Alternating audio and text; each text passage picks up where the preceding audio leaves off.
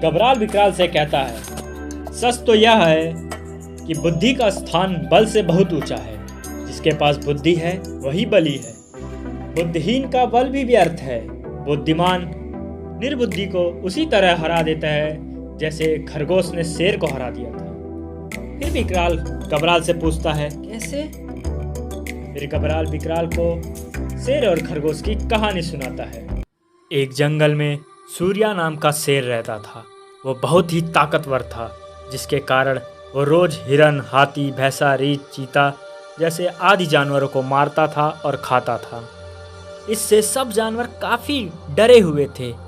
तो सब लोग एक जगह पे इकट्ठा हुए और ये निश्चय किया सूर्या शेर से बोला जाए कि वो अपने भोजन के लिए एक से अधिक जानवरों की हत्या ना करे।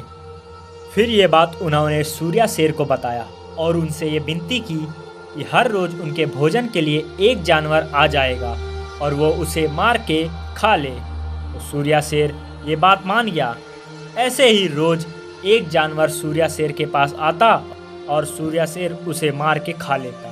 फिर ऐसे ही करते करते एक दिन खग्गू खरगोश की बारी आ गई और वो शेर की गुफा की ओर चल पड़ा। लेकिन मौत के भय से उसका पैर नहीं उठता था। मौत का समय नज़दीक आता देख वो जंगल में इधर उधर भटकता रहा ताकि कुछ समय और जिया जाए। ऐसे ही जाते जाते वो एक कुएं के पास पहुंच गया। कुएं में झांक के देखा तो उसे उसमें अपनी परछाई दिखाई। देखकर उसके मन में एक विचार आया, क्यों ना जंगल में सूर्या से भी ज्यादा ताकतवर कोई शेर है बता के उसे कुएं में गिरा दिया जाए। फिर यही सोचते सोचते वो सूर्या शेर के गुफा के पास पहुंच गया। उसे देख के सूर्या बहुत गुस्सा हुआ और बोला, अबे एक तो तू इतना टिंगू सा है और आने में इतना देर लगा दिया। अब मैं तुझे मार कर और जंगल के सारे पशुओं को जान लेकर खून से इस जंगल को सींच दूंगा। वो खरगोश डर गया, लेकिन वो शांत मन होकर उससे बोला, स्वामी आप व्यर्थ ही क्रोध कर रहे हैं। इसमें ना मेरी गलती है और ना ही अन्य किसी पशु की। मेरे देरी के कारण सुन लीजिए। सूर्या कहता है, जल्दी बोल वरना तुझे परलोक पहुंचा दूंगा। फिर खरगोश कहता है कि मैं बहुत छोटा हूँ, इसी कारण मेरे साथ 4 और खरगोश आपके भोजन के लिए आ रहे थे कि तभी रास्ते में एक दूसरा शेर मिल जाता है और हम लोग को रोक देता है और पूछता है, तुम लोग कहाँ जा रहे हो? तो हम लोग ने उनसे कहा कि हम लोग यहाँ इस सबसे शक्तिशाली और यहाँ के राजा के पास उनका भोजन बनने के लिए जा रहे हैं। तो शेर हंसता है और कहता है कि राजा और सबसे ताकतवर? यहाँ सबसे ज़्यादा ताकतवर मैं हूँ और ये पूरा जंगल मेरा है। मैं ही यहाँ का राजा, मैं ही यहाँ का मंत्री। तुम लोगों में से 4 लोग यहीं रुक जाओ और एक जाके उस शेर को बुला कर लाओ और हम दोनों में से जो अधिक ताकतवर होगा वही यहाँ का राजा होगा। ये सब सुनकर सूर्या गुस्से से आग बबूला हो गया और खग्गू खरगोश को बोलता है कि मुझे वहाँ लेकर चल। आज मैं उसको मार के फिर से जंगल को बता दूंगा कि यहाँ का राजा भी मैं हूँ और मंत्री भी मैं ही हूँ। ये सुनकर खरगोश कहता है कि लेकिन स्वामी आपको ये तो पता ही होगा, अपने गली में तो कुत्ता भी शेर है।